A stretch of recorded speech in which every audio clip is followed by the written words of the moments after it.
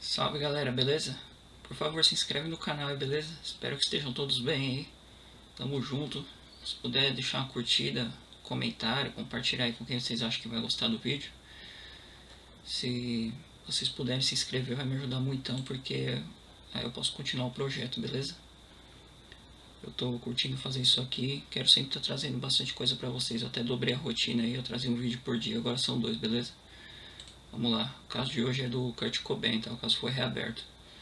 O Kurt Cobain ele nasceu em 67 e viveu até 94. Ele foi vocalista, guitarrista e compositor principal da banda Nirvana, tornando-se o ícone máximo do movimento grunge e uma das figuras mais influentes da história do rock.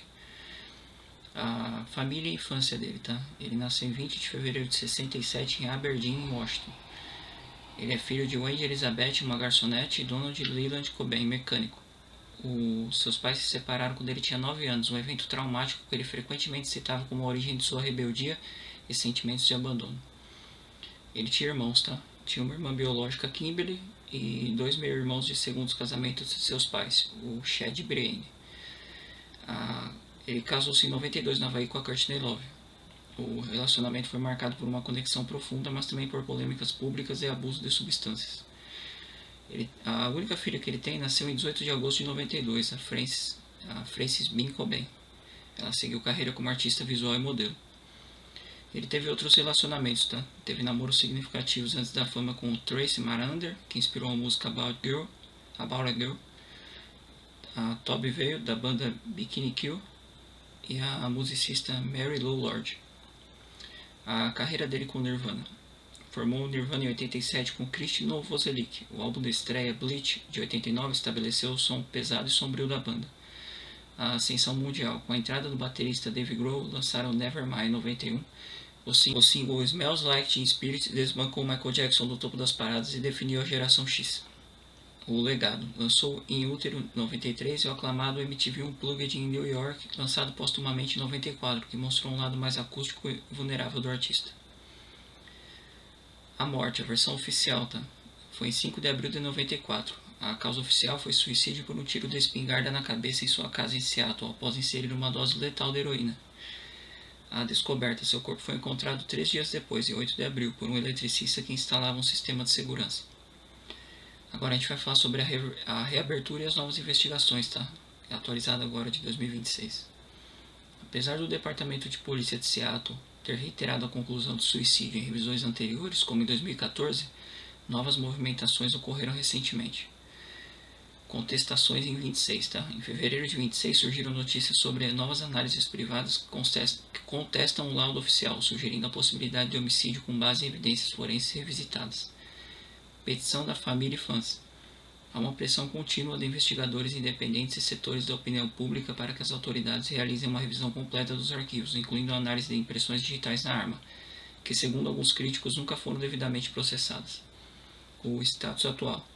Até o momento, o caso não foi oficialmente reaberto pelas autoridades estaduais ou pelo FBI para fins criminais, embora novos relatórios de especialistas independentes continuem a alimentar o debate sobre inconsistências na cena do crime. Agora eu vou falar para vocês sobre as teorias da conspiração, tá?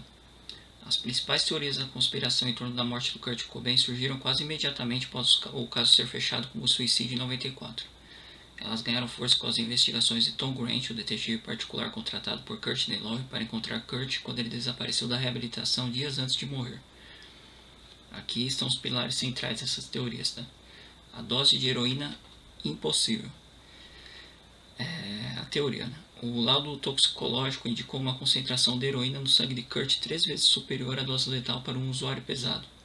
O argumento. Céticos e peritos privados em estudos recentes, agora de 2026, afirmam que com tal quantidade Kurt teria ficado imediatamente incapacitado, sendo fisicamente impossível ele ter guardado o kit de drogas, limpado o braço e puxado o gatilho da espingarda. Homicídio. A teoria sugere que ele foi injetado por terceiros para ser apagado antes do tiro ser disparado, simulando suicídio. A adulteração da carta de despedida. O conteúdo. A maior parte da carta lida em seu funeral foca em sua frustração com a indústria musical e o desejo de abandonar o Nirvana, não necessariamente tirar a própria vida. Anomalias. Especialistas em grafoscopia apontaram fraturas comportamentais nas últimas 4 linhas, onde ele se despede de Courtney e Frances. sugerindo que o tamanho, a inclinação e o ritmo da escrita são diferentes do restante do texto. A suspeita. Acredita-se que essas linhas finais, as únicas que indicam suicídio, foram adicionadas por outra pessoa. Agora, a ausência de impressões digitais. A falha. A espingarda Remington Model 11, encontrada com o corpo, não foi processada para impressões digitais imediatamente. Quando o teste foi feito, um mês depois, nenhuma digital legível foi encontrada. O argumento. Conspiracionistas afirmam que a arma teria sido limpa por um suposto assassino, já que seria improvável Kurt usar luvas ou limpar a arma antes de se matar. O envolvimento de Courtney Love. A motivação. A teoria mais popular afirma que Courtney Love teria orquestrado a morte de Kurt porque ele estaria planejando pedir o divórcio, o que a deixaria fora de sua fortuna. O testemunho de Aldous. Aldo Rock, líder da banda The Mentors, afirmou em documentários que Courtney lhe ofereceu $50 mil para dar um fim em Kurt. Curiosamente, ele morreu atropelado por um trem poucos dias após dar essa entrevista.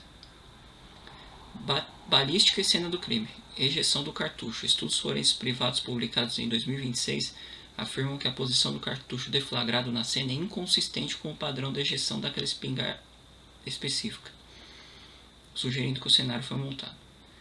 Danos orgânicos. Novos relatórios sugerem que danos nos órgãos de Kurt seriam consistentes com privação de oxigênio por overdose, e não com uma morte instantânea por tiro. Apesar dessas evidências apresentadas por investigadores independentes em livros como Who Killed Kurt Cobain e no documentário Soaked in Bleach, a polícia de Seattle e o FBI mantém que não há provas concretas de crime para justificar a reabertura oficial do caso criminal.